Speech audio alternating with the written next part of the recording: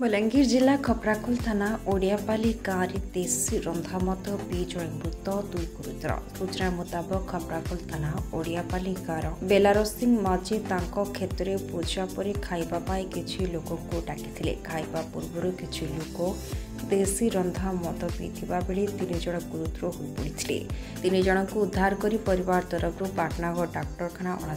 बेले जन को डाक्तर मृत घोषणा करते मृतक हेले सही गाँव सुरु माझी गुरुतर माने हेले हरि माझी और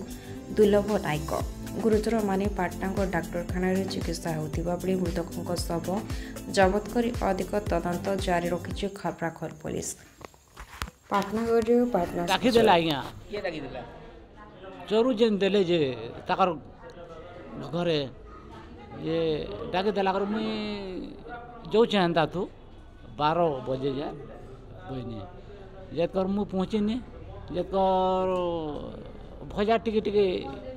देले आग भजा भजा देला कर खाएनी तापर कर ने रंधा मत पीबू क्या बोले ने बुआ मुई तो केभे नहीं पीवा पी दे टिके जहनी टिके जार बोले ये देव तो नहीं तू बहनी रंधा मो बोली करे आज्ञा मुई टिके देनी पी जहनी सामान्य की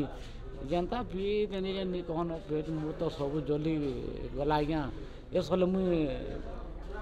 मरी जमीन सले नहीं बाजे डॉक्टर फाक्टर नहीं साइंस बनी गाड़ी करुन करुन करू घंटे लगला है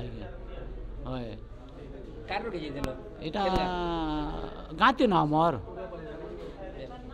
উড়িয়াপালি